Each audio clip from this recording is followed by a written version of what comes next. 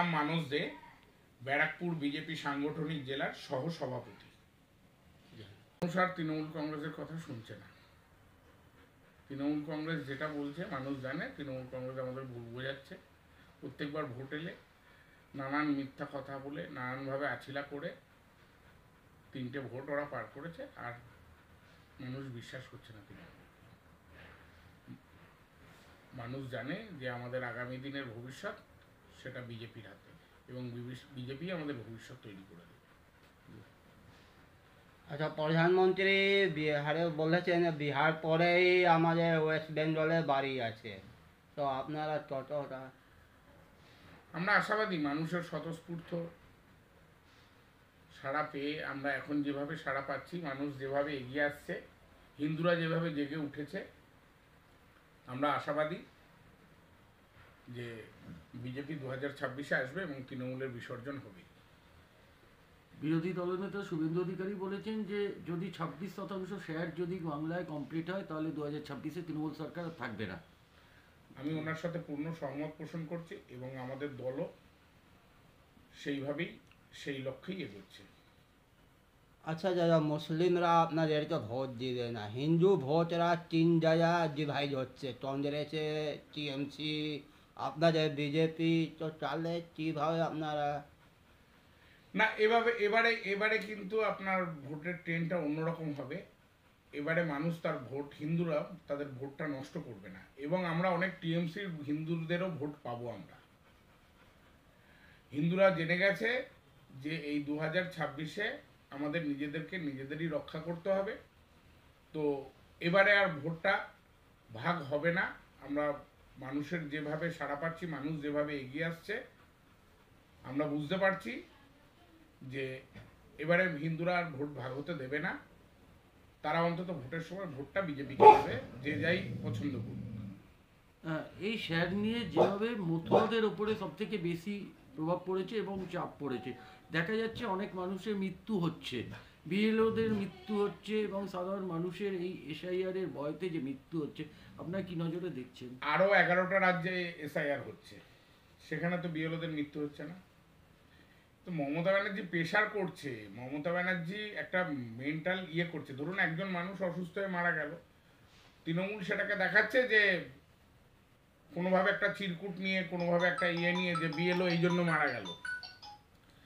তো সেই জায়গায় দাঁড়িয়ে সত্যি ঘটনাটা মানুষ বুঝতে পারছে। তো এসআইআর প্রকৃতির নিয়মে, সাংবিধানিক নিয়মে হবে, হচ্ছে এবং হবে।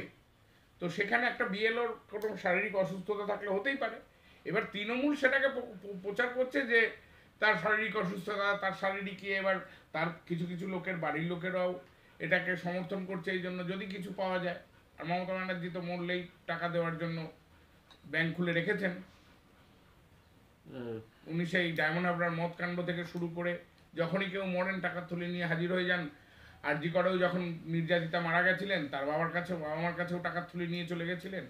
তো এরাও ভাবছে যদি এই বলে, যদি মমতা ব্যানার্জির একটু পেয়ে, সহানুভূতি পেয়ে যদি কিছু পাওয়া যায়।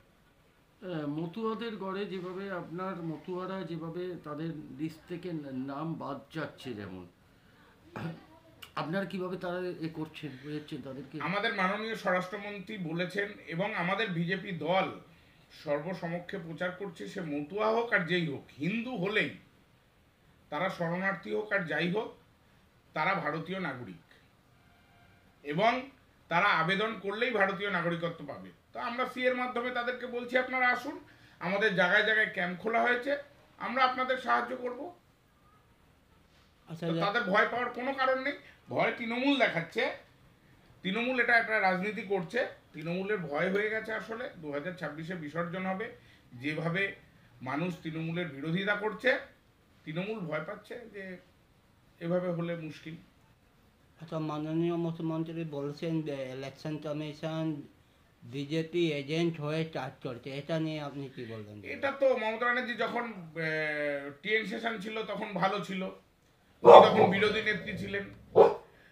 আবার উনি যখন এখন শাসক দলে আছেন, সংবিধান মেনে নির্বাচন কমিশন কাজ করছে, সুপ্রিম কোর্ট রায় দিয়েছে, ওনারা কোর্টে গেছেন, সেখানেও কোর্টের রায়ে এসআইআর হবে। এবং নির্বাচন কমিশন কোনো পক্ষপাতদুষ্ট করছে না বিজেপির হয়ে। এটা তৃণমূলের ভ্রান্ত প্রচার। এই প্রচারে তৃণমূলের ভ্রান্ত প্রচার তৃণমূল মানুষকে খাওয়াতে পারছে না, মানুষ খাবেও না। এই সিএ ফর্মটা যদি ফিল আপ করে সাধারণ জনসাধারণ তারা কি উপকৃত হবে?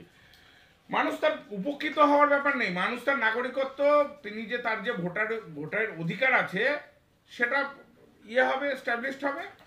আর তিনি যে একজন ভারতীয় নাগরিক হয়ে ভারতের সংবিধান মেনে সরকার বাঁচবে সেটাই হবে। যারা বাংলাদেশ থেকে রোহিঙ্গা এসছে তারা বাদ যাবে, শুদ্ধ হবে সরকার গঠনটা। আচ্ছা, তাহলে বিরোধী দল নেতা বলেছে কোথাও মানে বাংলাদেশি নামটা বাদ যাচ্ছে না, নামটাও আবার যা আছে ওটাও সেম টু সেম হচ্ছে। হ্যাঁ, সেগুলো আমরা নজর রাখছি এবং জায়গায় জায়গায় আমাদের কর্মীরা, নিচুতলার কর্মীরা, আমরা যারা নেতৃত্বে আছি, আমরা সকলে মিলে তীক্ষ্ণ নজর রাখছি এবং যদি সেরকম কোথাও আমরা কোনো রিপোর্ট পাচ্ছি আমরা সরাসরি নির্বাচন কমিশনকে জানাচ্ছি, অ্যাপের মাধ্যমে রিপোর্ট করছি এবং আমরা সেগুলো খুঁজে বার করে একটাকেও আমরা বাংলাদেশি রোহিঙ্গাকে আমরা থাকতে দেব না নির্বাচকের লিস্টে। আপনি আপনার এরিয়ার মানুষকে আপনি কি বলবেন যারা ভয় পাচ্ছে এই ফর্ম ফিল আপ করার জন্যে, কিংবা তাদের কোনো কারণে তারা করছে না, তাদের উদ্দেশ্যে আপনি কি বলবেন? তৃণমূলের অপপ্রচারে কান দেবেন না। সংবিধান মেনে আপনি আপনার ভোটাধিকার প্রয়োগ করার জন্য আপনার নাম নথিভুক্ত করুন। এসআইআরটা কোনো খারাপ কিছু না। আপনার নির্বাচক, আপনি নির্বাচন মণ্ডলী হিসাবে আপনি সরকার গঠন করবেন, আপনার ভোটাধিকার প্রয়োগ করবেন এবং তার জন্য আপনার নির্বাচনের কমিশনের কাছে নাম নথিভুক্ত করুন। এবং তৃণমূলের কাছে কোনো ভয় পাওয়ার ব্যাপার নেই, কোনো অপপ্রচারে কান দেবেন না। যে দুই একজন দিচ্ছেন তারা দয়া করে দেবেন না। ধন্যবাদ।